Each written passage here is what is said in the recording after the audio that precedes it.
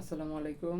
SSC physics one shot সিরিজের নতুন একটি ভিডিওতে সবাইকে স্বাগতম। আমাদের ইজি ফিজিক্স চ্যানেলে আজকে থেকে শুরু হলো এসএসসি ফিজিক্স ওয়ান শট এই সিরিজটি। এটি আশা করি সবার অনুপ্রেরণা এবং সবার সহযোগিতা পেলে সিরিজটি কন্টিনিউ করব। সো সিরিজের শুরুর ভিডিওটি রয়েছে পদার্থবিজ্ঞানের প্রথম চ্যাপ্টার নিয়ে, ভৌত রাশি ও পরিমাপ। সো ভৌত রাশি ও পরিমাপের চ্যাপ্টারে কী কী আছে, কী কী পড়তে হবে, সব নিয়ে আজকের ভিডিওতে আলোচনা করব। সো শুরু করি। এই অধ্যায়টিতে মূলত তিনটি টপিক দিয়ে সবসময় প্রশ্ন আসে। সাধারণত বিগত বছরগুলোর বোর্ড অ্যানালাইসিস এবং বাকি সকল কিছু বিবেচনা করে দেখতে পেলাম যে এই তিনটি টপিক থেকে প্রশ্ন আসে। সো প্রথম টপিক স্ক্রু গেজ, দ্বিতীয় টপিক স্লাইড ক্যালিপার্স, তৃতীয় টপিক পরিমাপের ত্রুটি সংক্রান্ত। সো আজকের ভিডিওতে আমরা আলোচনা করব স্ক্রু গেজ নিয়ে। স্ক্রু গেজ বা স্ক্রু গজ যেটাই বলি, এটার দুটো উচ্চারণ সাধারণত হয়। সো আমরা তর্কে না যাই, তো আমরা টপিকে চলে যাই। স্ক্রু গেজ বা স্ক্রু গজের এই ডায়াগ্রামটা সাধারণত এরকম। সো ভয় পাওয়ার কিছু নেই, যারা জানো না বা যারা প্রথম দেখতেছো, প্র্যাকটিক্যালের জন্য হোক, এটা রিলেটেড ম্যাথ হোক, সব প্রবলেম আজকে ক্লিয়ার হবে। তো আমরা টপিকের শুরুতেই স্ক্রু গেজ কী কারণে বা স্ক্রু গজ কী কারণে লাগে ব্যবহার করি তা নিয়ে একটু আলোচনা করি। আমরা সাধারণত পরিমাপের জন্য স্কেল ব্যবহার করে থাকি। এখন স্কেল দিয়ে তো সবসময় সব কিছু পরিমাপ করা সম্ভব হয় না। যেমন স্কেলের ন্যূনাঙ্ক বা লিস্ট কাউন্ট সাধারণত থাকে 1 মিলিমিটার। লিস্ট কাউন্ট বা ন্যূনাঙ্ক কি, সেটা আমরা পরবর্তীতে বুঝতে পারবো। তো সবার সুবিধার জন্য বলতে চাই, স্কেলের সর্বনিম্ন যে ঘরটা থাকে ছোট, সেটা থাকে 1 মিলিমিটারে। তো আমরা 1 মিলিমিটার নিচে তো কোনো কিছু মাপতে পারবো না। সো তাই 1 মিলিমিটার নিচে বস্তুগুলো মাপার জন্যই আমাদের এই অধ্যায়ে কিছু যন্ত্রপাতি নিয়ে আলোচনা করা হয়েছে। তার মধ্যে একটি যন্ত্র হল স্ক্রু গেজ বা স্ক্রু গজ। এই যন্ত্রটি মূলত ছোট ছোট বস্তু পরিমাপের ক্ষেত্রে আমাদেরকে সহায়তা করে, যেমন তারের ব্যাস এবং এই টাইপের যত চিকন যত বস্তু আছে সবগুলোই বস্তুর এই যে জায়গাটা দেখতে পাচ্ছ, এই জায়গাটায় রেখে আমরা পরিমাপ করতে পারি। এখন কিভাবে পরিমাপ করব সেটা নিয়ে 3D ডায়াগ্রাম দিয়ে, আমরা তো যেহেতু বলেছি ডায়াগ্রামের মাধ্যমে 3D ডায়াগ্রাম দিয়ে সেটা আমরা বুঝিয়ে দিব। চলে যাই কম্পিউটার স্ক্রিনে, সেখানে যে দেখি কিভাবে স্ক্রু গ্যাসটা কাজ করে। কম্পিউটার স্ক্রিনে একটি স্ক্রু গজ দেখতে পাচ্ছি। স্ক্রু গজ দিয়ে বস্তু মাপার জন্য আগে এর অংশ সম্পর্কে আমাদের জানতে হবে। সো আমরা অংশের পরিচিতি নিই। হ্যাঁ, এর অংশের মধ্যে আমরা যদি এই অংশটাকে দেখতে চাই, অর্থাৎ একটু পেন দিয়ে মার্ক করে দেখাই, এই অংশটা হলো মূল স্কেল, আর এই পাশের যে অংশটা দেখতে পাচ্ছি এটা হলো বৃত্তাকার স্কেল। ঠিক আছে? স্ক্রু গজের বৃত্তাকার স্কেল কেন দরকার বা মূল স্কেল কেন দরকার? এখন এই যে জিনিসটার উত্তর দেওয়ার জন্য আমাদেরকে একটা টার্ম সম্পর্কে জানতে হবে, সেটা হলো লঘিষ্ঠকরণ। ঠিক আছে? লঘিষ্ঠকরণ কি, একটু আগে বলেছিলাম যে লঘিষ্ঠকরণ সম্পর্কে বলবো। তো লঘিষ্ঠকরণ হলো একটা বস্তু বা একটা স্কেল দিয়ে আমরা সর্বনিম্ন কতটুকু মাপতে পারবো, এই সর্বনিম্ন মানটা হলো লঘিষ্ঠকরণ। এখন আমরা তো নর্মাল স্কেল দিয়ে বললাম যে একটু আগে, যে বস্তু মাপতে গেলে একটা লিমিটেশন আছে, যে 1 মিলিমিটার নিচে মাপতে পারি না। এখন স্ক্রু গজের ক্ষেত্রে এটা হয় কি, নর্মাল স্কেলের যেমন লঘিষ্ঠকরণ 1, আর স্ক্রু গজের লঘিষ্ঠকরণ থাকে অনেক ছোট। আমাদের এখানে দেখানো যে যেই স্ক্রু গজটা আছে সেটা লঘিষ্ঠকরণ আমরা পরবর্তীতে বের করে দেখবো। এখন লঘিষ্ঠকরণটা আমরা কিভাবে বুঝতে পারি বা কিভাবে বের করতে পারি? লঘিষ্ঠকরণ বের করার জন্য আমাদেরকে দুটো টার্ম জানতে হবে, একটা হলো পিচ আর একটা হলো বৃত্তাকার স্কেলের ভাগ সংখ্যা। তো পিচটা বোঝানোর আগে আমি আগে বৃত্তাকার স্কেলের ভাগ সংখ্যাটা নিয়ে একটু আলোচনা করে নিই। বৃত্তাকার স্কেলের ভাগ সংখ্যা হলো, আমরা এখানে যে স্কেলটি দেখতে পাচ্ছি, এই যে বৃত্তাকার স্কেলটি, এটা ঘুরতেছে, যে এই বৃত্তাকার স্কেলটির আমরা দেখবো যে এখানে সাধারণত 50টা ভাগ আছে, কারণ এই যে জিরো থেকে শুরু হয়েছে, এখানে এই যে জিরো থেকে শুরু, আবার এখানে 45-এর পর 50 শেষ হয়েছে। এটাকে বলা হয় বৃত্তাকার স্কেলের ভাগ সংখ্যা। ঠিক আছে? পিচ পিচ নির্ণয় করার ক্ষেত্রে এই ভাগ সংখ্যাটা দরকার হয়। আমাদের কিন্তু আরো একটি ভাগ সংখ্যা আছে, যেটা আমরা অঙ্ক করার ক্ষেত্রে সি এর মান হিসেবে ইউজ করি, সেটা কিন্তু এটা না, আমি আগেই ক্লিয়ারিফাই করে দিলাম। সো আমরা চলে আসি কিভাবে লঘিষ্ঠকরণটা বের করবো। আর পিচ, এখন লঘিষ্ঠকরণ বের করার জন্য আমাদের আরেকটা টার্ম দরকার, কি পিচ। এখন পিচ কোনটা, আমরা যদি স্ক্রু গজটাকে টিয়ার করে জিরোতে নিয়ে আসি, জিরোতে নিয়ে আসলাম, হ্যাঁ, এখানে মেইন স্কেলের জিরো আর বৃত্তাকার স্কেলের জিরো কিন্তু সমান পজিশনে আছে। এখন আমরা যদি এই বৃত্তাকার স্কেলটাকে একবার ঘুরিয়ে আনি, একবার ঘুরিয়ে আনলাম, আবার জিরোতে নিয়ে আসলাম, আনার পরে আমরা দেখতে পাচ্ছি এই যে মেইন স্কেলের মাঝখানে একটা ডিফারেন্স লক্ষ্য করতে পারছি। হ্যাঁ, যে এইখানে কিছু অংশ সরছে। হ্যাঁ, এই কিছু অংশ সরছে না, এই কিছু অংশটা, এটার নাম হলো পিচ। এটা মূলত আমাদেরকে মানে লঘিষ্ঠকরণ বের করতে সহায়তা করে। সো আমরা যে সময় একটা স্ক্রু গজ দিয়ে বস্তু মাপবো, অবশ্যই আমাদেরকে পিচ বের করে নিতে হবে। তো পিচ বের করতে হবে, তারপর লঘিষ্ঠকরণ বের করে না ম্যাথ করবো। কিন্তু প্রশ্নে সাধারণত আমরা যেসব প্রশ্ন করি সেই সবের ক্ষেত্রে সাধারণত লঘিষ্ঠকরণটা দেওয়া থাকে। আর লঘিষ্ঠ গণনের যে সূত্রটা পিচ বাই বৃত্তাকার স্কেলের ভাগ সংখ্যা, এই সূত্রটা আমাদের প্রায় সময় এমসিকিউতে আসে। কিভাবে আসে? এমসিকিউতে হয় লঘিষ্ঠ গণন দিয়ে দেয়, অর্থাৎ এখানে তো 3টা টার্ম আছে, যে কোনো 2টো টার্ম দিয়ে বাকি একটা টার্ম বের করতে বলে। আশা করি আমরা বের করতে পারবো।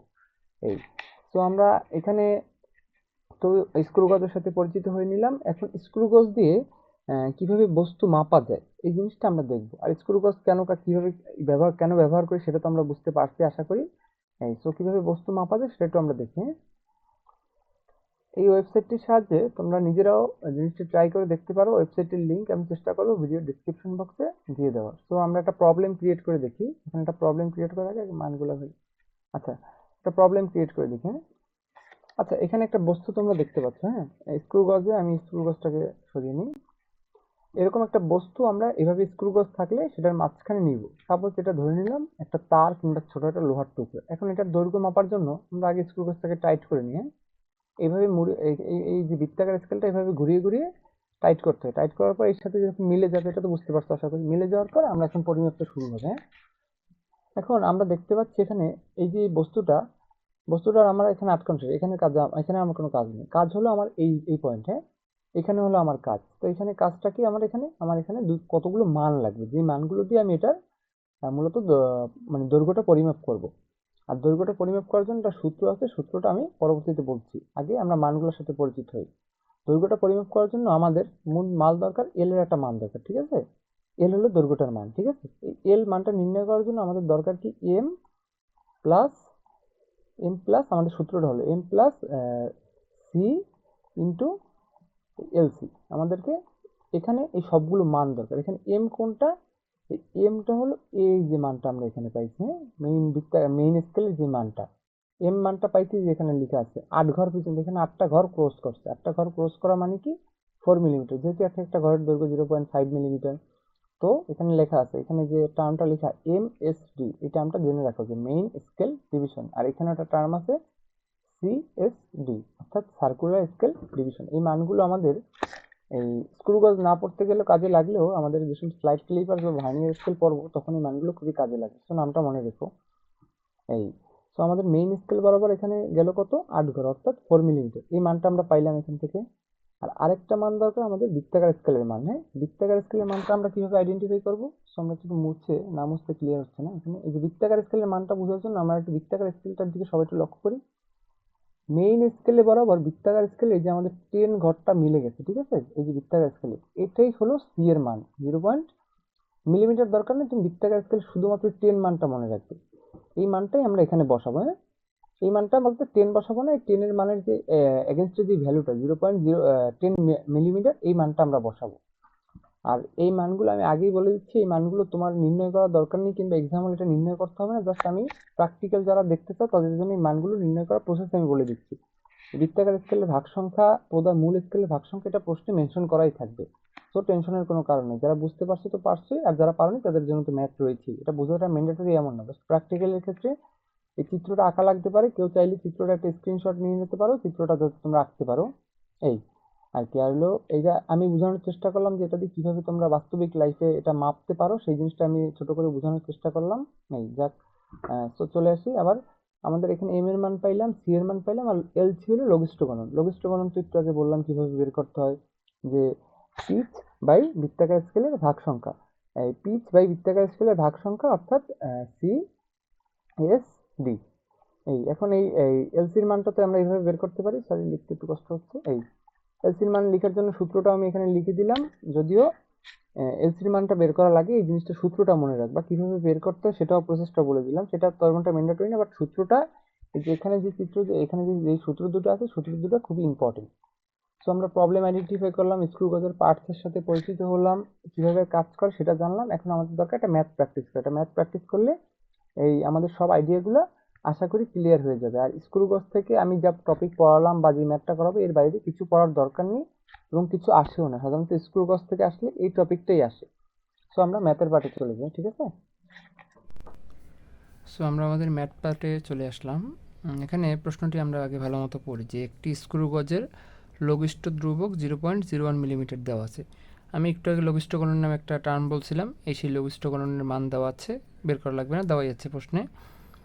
এই স্ক্রু গজ ব্যবহার করে একটি সুষম তারের ব্যাস পরিমাপ করা আর ক্ষেত্রে রৈখিক স্কেলের পার্ট ও বৃত্তাকার স্কেলের পার্ট যথাক্রমে 3 মিলিমিটার ও 65 মিলিমিটার পাওয়া গেল। এখানে রৈখিক স্কেলের পার্ট অর্থাৎ এম আমরা যে একটু আগে যেটাকে বললাম, আর বৃত্তাকার স্কেলের পার্ট সি যথাক্রমে 65 মিলিমিটার পাওয়া গেল। এই বৃত্তাকার স্কেলের পার্ট কোনটা? ওই যে আমি ভিডিওতে বললাম একটু আগে ডায়াগ্রামে, যে এই মেইন স্কেলের পার্টটা পাওয়ার পরে যতটুকু অংশ বৃত্তাকার স্কেলের ঘোরার সময় যেই অংশটা মেইন স্কেলের বরাবর ছিল 65 mm পাওয়া গেল।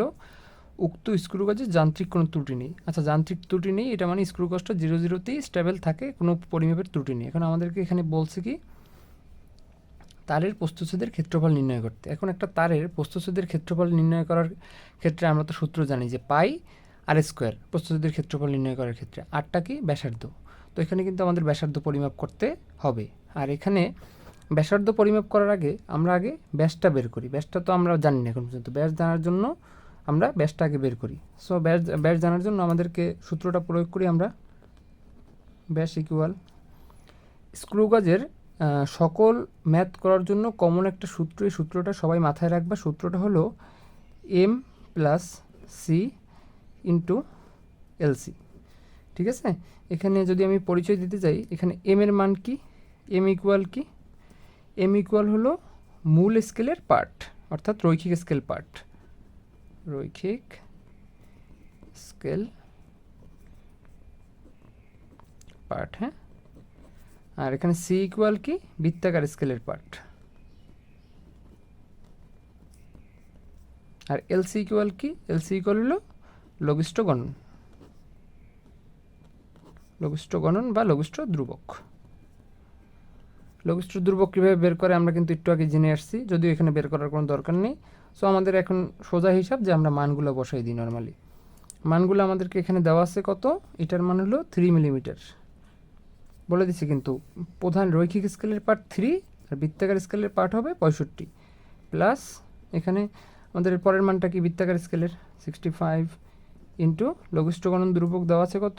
0.01। আর এই ম্যাথগুলো করার ক্ষেত্রে, যদি এই ম্যাথে করা নাই, এই ম্যাথগুলো সবসময় খেয়াল করবা যে এই ধ্রুবক যেই এককে দেওয়া, বাকি দৈর্ঘ্যগুলো সেই এককে দেওয়া আছে কি না। মাঝে মাঝে সেন্টিমিটার থাকে, মাঝে মাঝে অন্য ধ্রুবক থাকে। আমি এমনভাবে ম্যাথটা করানোর চেষ্টা করছি যেন এই ম্যাথের আলোকে আরও অনেকগুলো ম্যাথ সলভ করতে পারো। সো এই জিনিসটা খেয়াল রাখবে যে এককগুলো সাধারণত এক আছে কি না। এটা যেহেতু এক আছে তাই সমস্যা নেই। তো আমরা মানটা ক্যালকুলেট করি। ক্যালকুলেটারে যদি ক্যালকুলেট করার চেষ্টা করি, মানটা আমাদের এখানে 3.65 mm কাছাকাছি একটা মান আসবে। এই মানটা আসলো কি? আমাদের এখানে ব্যাস আসলো, কিন্তু আমাদের প্রশ্নে চাইছে কি? প্রস্থচ্ছেদের ক্ষেত্রফল। তো প্রস্থচ্ছেদের ক্ষেত্রফলের আমরা সূত্রটা জানি কি? এ ইকুয়াল পাই আর স্কোয়ার। তো আর স্কোয়ার মানে কি? এখানে আরটা কি? আর তো অবশ্যই ব্যাসার্ধ। আর আমরা এখানে যেটা পাইলাম এটা কি? এটা ব্যাস। তো এখানে এটার কি হবে? এটাকে এটা r/2 লিখতে হবে, এটাকে অবশ্যই r/2 মান আমাদের লাগবে। সো এখানে আমরা পাইছি আর এর মান ব্যাসার্ধ, তো আমাকে এই মানটাকে 2 দিয়ে ভাগ করতে হবে। সরি, ধরি আমরা এই মানটার মান হলো ডি। ঠিক আছে, তো আমরা d/2 পাই আর স্কোয়ার, অর্থাৎ এটা মানটা দিলে আমরা প্রস্থচ্ছেদের ক্ষেত্রফলটা পাবো। তো আমরা যদি ক্যালকুলেট করতে চাই, এখানে 1/4 আসে, ইন্টু পায়ের যদি মান বসে 3.1416। ক্যালকুলেট করে সরাসরি করলেও পারো, এই লাইনটা করার দরকার নেই, যদি আমি করে দিলাম। আর এখানে যদি এই মানটার মধ্যে আমরা 3.65 মানটার স্কোয়ার দিই, আমাদেরকে ক্যালকুলেট করলে মানটা আসে হলো 10.46 মিলিমিটার স্কোয়ার।